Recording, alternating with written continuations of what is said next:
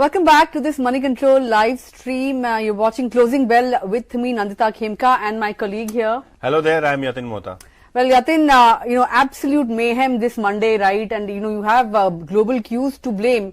Of course, we saw the Nikkei plunging 13%, and the US futures also, Yatin, the Nasdaq futures are down somewhere around 4%. Yeah. European markets are deep in the red. And of course, we were also reacting to that. So we took out 24,000 level in intraday trade, although we have managed to defend it at the close.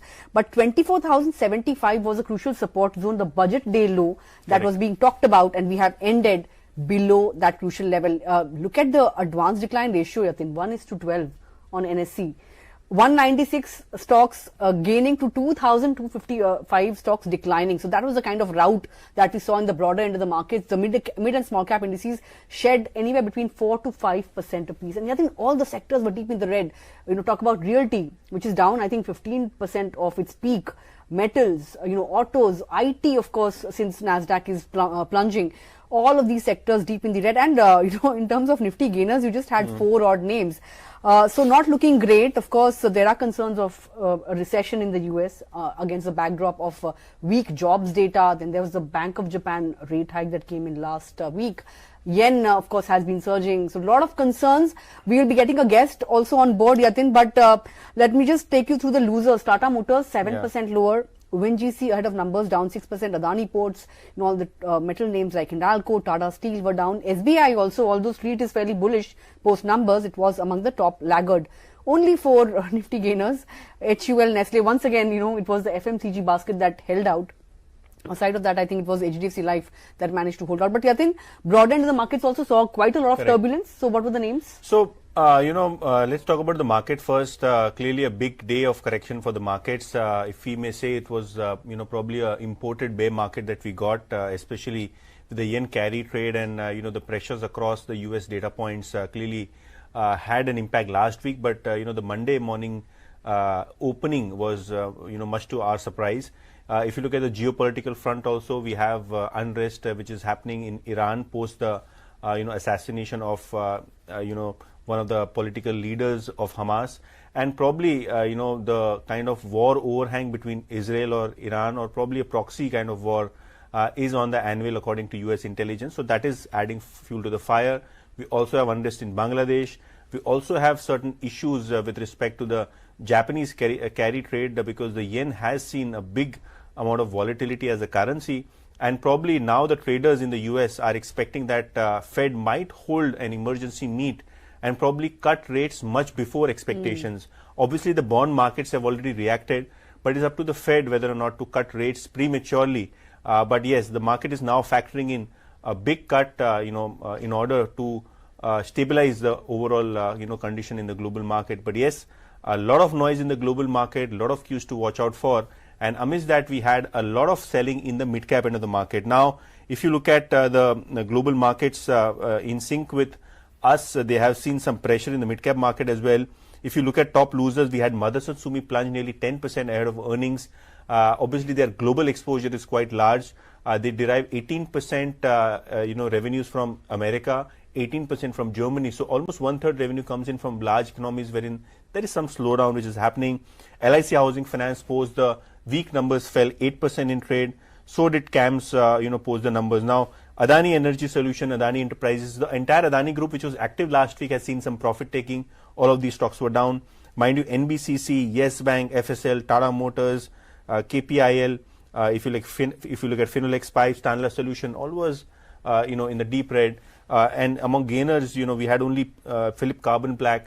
That stock moved 2% higher. Serra Ceramics 5% up. Dr. Lal Pathlab 2%. So very selective, positive trades, and you can clearly make from the advanced decline ratio, which was almost 1:10, or even worse than 1:10.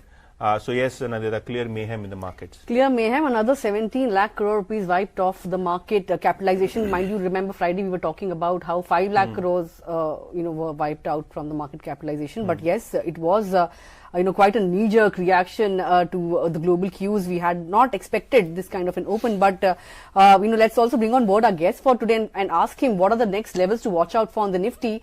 Joining us is Ajit Mishra of Religare Broking. Ajit, as always, a pleasure having you on the show. But 24,075, that was a level that was being talked about. That was a budget day low. That was, a lot of people were saying that was the crucial support zone to watch out for. We've broken that level, but we did manage to defend 24,000, thankfully, on the downside. So here on, what is the support level that you'll be watching out for, and has there been a major breakdown on the charts in terms of where we are headed next? Yeah, thank you, Nandita. So yes, Nandita, challenges are there because it's not that we have not seen any correction in the recent past. We have had phases of marginal retracement every now and then because it's not been a smooth sailing. It's just a gradual up move that we have been seeing in the index for the last several months. But the important aspect is, especially from the last 2 months, post the election outcome, we have been defending this 20 EMA on the closing basis, which we have decisively, breached that zone after the gap down start. And in fact, we have tested the 50 EMA also and penetrated the same briefly during the day around this 23,950 area. Though eventually we have managed to hold that level, but the way we are seeing this profit taking. So Nandita, earlier we had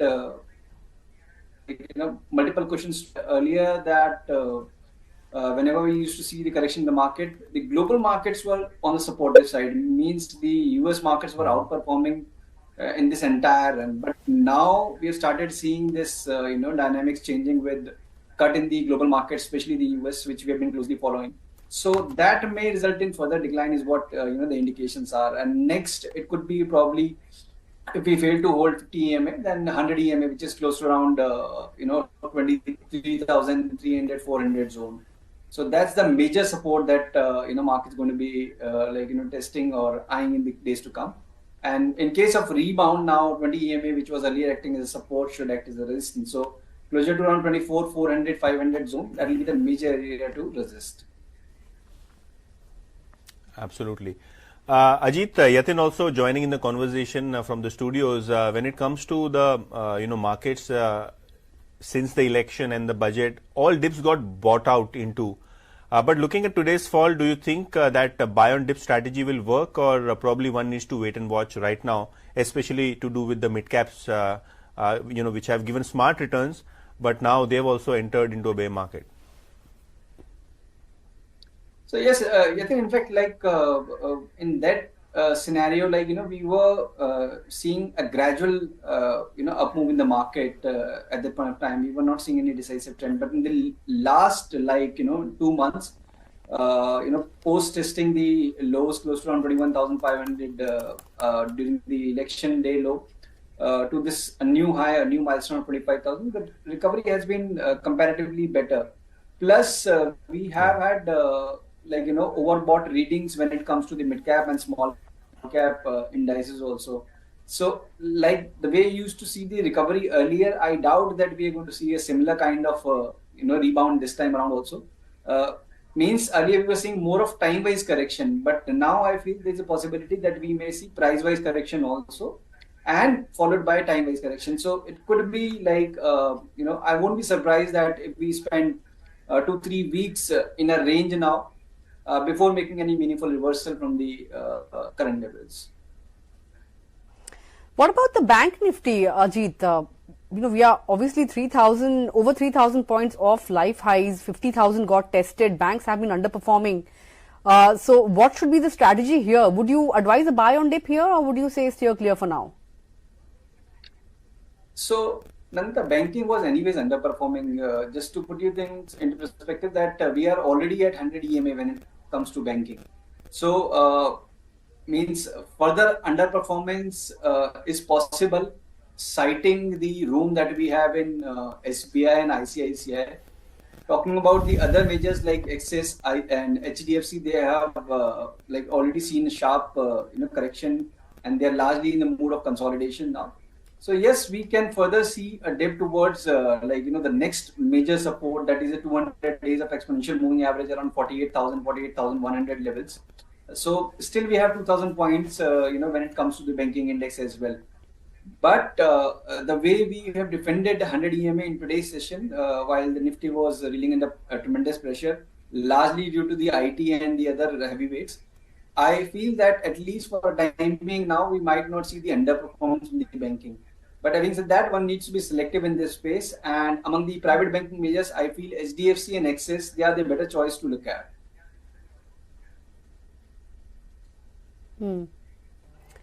Okay, what about realty, Ajit? Corrected for a fourth straight day, and the corrections have been quite hefty, so to say. 4% on a regular basis. Today as well, among the top sectoral laggards, it's off somewhere around 15% from its peak. Would you look at any of these charts, DLF and Prestige Estates, any of them catching your fancy now? So yes, realty counters, they have seen decent correction from the recent highs, but the tone has not deteriorated negatively. Means if you just see how the reality index has panned out, it's been a phenomenal surge from 350 to 1150 levels, and on the weekly chart for the first time we are seeing that the index has slipped below the 20 EMA. So yes, it's a serious sign of reversal in the momentum, but the trend has not reversed yet. So one needs to be selective in this space. And among the names that you have mentioned, DLF, I still feel that we are still this long-term averages, which is placed around 780, 770 area.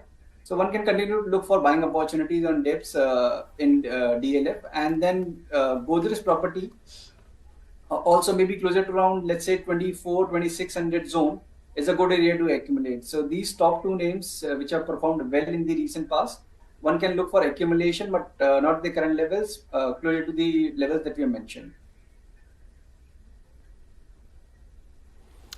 Okay. One more question on metals. After real estate, metal stocks have seen a big meltdown. In fact, copper, aluminium, all of these commodities globally are down, 10, 12, 13%.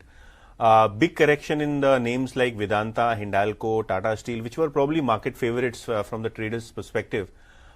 Any particular view? Would you like to buy, the steel stocks or probably the non-ferrous stocks like Vedanta, Hindalco on this dip, or probably you will wait for a better level?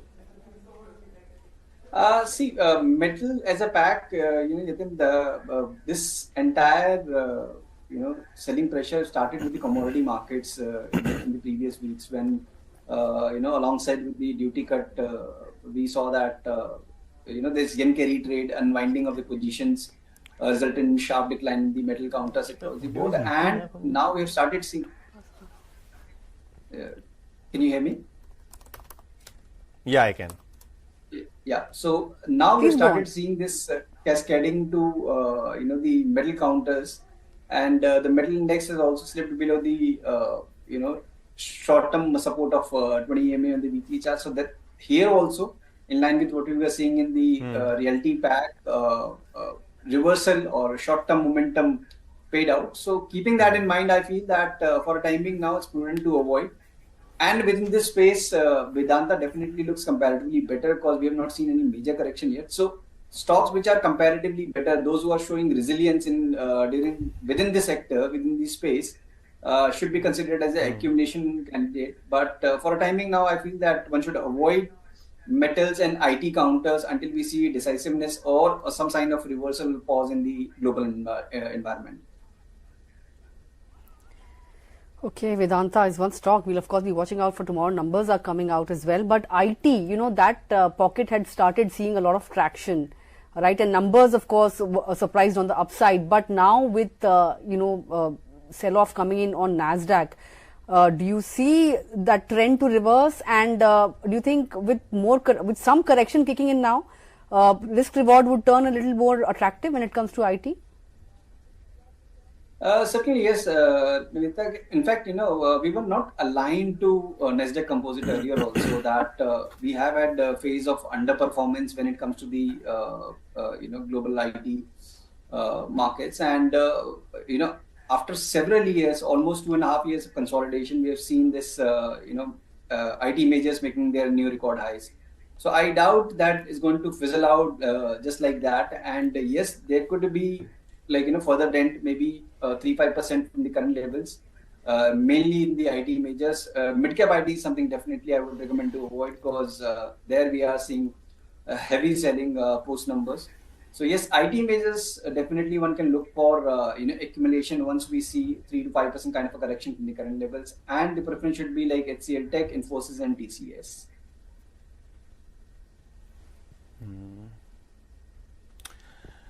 Well, I think, Nandita, the global scenario is so bad that the IT stocks, metal stocks are going down. If you look at the results from banking, they have not been great. So banks are not participating. Yeah. And if you look at, other sectors, energy, probably some leadership came in from Reliance, but post results, that stock also, went down. If you look at autos, the monthly data was quite bad. So autos are down. I think whichever sector you look, the data points are not looking that great. In fact, I would like your views, Ajit, on stocks like M&M and Maruti. From record levels, these stocks have corrected, 5-7%. In autos, any particular stock that you like to buy on dip, or probably any view on the auto stocks, especially after, the July month numbers which have come in the last few days. Things are looking slightly patchy there.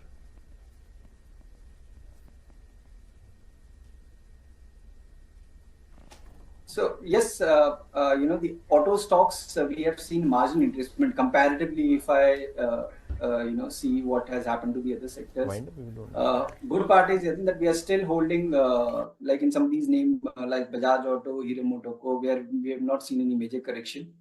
And in case if the index, cause index we have already seen a sharp correction from the recent highs. So in case if we see sign of reversal or pause in the index, that might place or help to form a newer ground for these outperformers. But as of now, I feel that one needs to be selective, because usually at times we see that after a day of correction in certain sectors, the other names in the following session witness the pressure. So it's similar to like when you were seeing that markets are going up with rotational buying. So we see a similar scenario when the market corrects also. So keeping that in mind, I feel that yes, Bajaj Auto, Hero Motoko, they are doing comparatively better, and TVS too to some extent. So yes, one can continue to look at accumulation on dips among these names.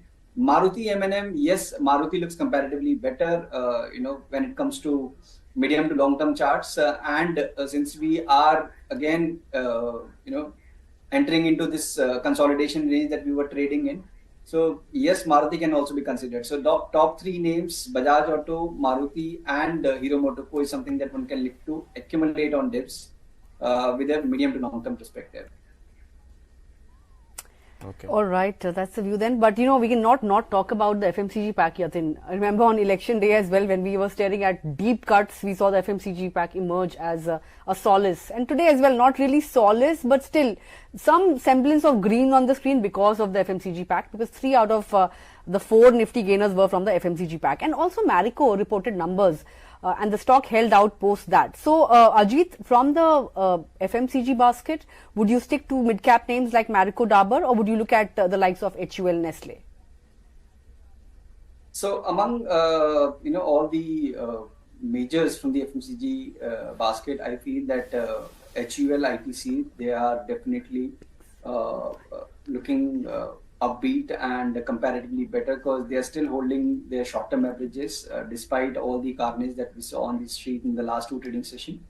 Other than that, also like Marico, Imami, Godrej CP, they have done exceptionally well. Means the momentum were like in the recent weeks were very sharp. So we may see some consolidation of profit taking, and that is what we are seeing in some of these counters already. So I feel that for a time being now, the top names, ITC and Colgate and HUL, these are the preferred names that one can continue to look at. Here also, I would suggest accumulate, not to buy at one go, because during the market correction, we generally see that the performing names also see some bit of profit taking. So you might get better levels to enter when it comes to these top names also. So one can definitely accumulate, but yes, they are comparatively better in if we talk about in comparison to the other key sectors. Right. Ajit, before we let you go, any top stock ideas and disclosures that you would like to give? So yes, Yatin, we have discussed several stocks, and mostly, we discuss with our clients also. So they may have position, but personally, I'm not holding any stock.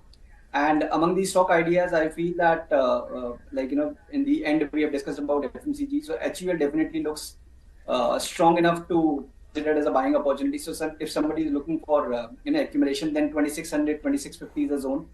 Where one can look to accumulate HUL, with the 2550 being the closing stop and 2850 being the target area. And similarly for ITC, which has retraced marginally from the record high, we are still above the short-term averages, so that clearly indicates that momentum is in place. So one can accumulate that also in the range of 475 to 480, with stop at 470 and 500, 510 being the positional targets. All right, HUL and ITC, two recommendations coming in from Ajit. Ajit, with that, I would like to thank you for taking our time and joining in this afternoon and sharing your thoughts. Always a pleasure. And I look forward to interacting with you more often if we see these kind of moves taking place every other day now, reacting to global markets. Certainly, Nanta, certainly. Thanks a lot. Well, with that, of course, we've come to the end of this edition of Closing Bell. Yatin, we are, ending the day on a somber note. Let's hope, we see some buying on dip emerge at these levels tomorrow, and a lot will depend on how US markets behave this evening and how Nikkei behaves tomorrow morning as well. But with that, completely timed out on this edition of Closing Bell. Thanks a lot for tuning in. Have a great evening and come back tomorrow morning, 9 a.m. on Opening Bell with us right here on Money Control. Thank you.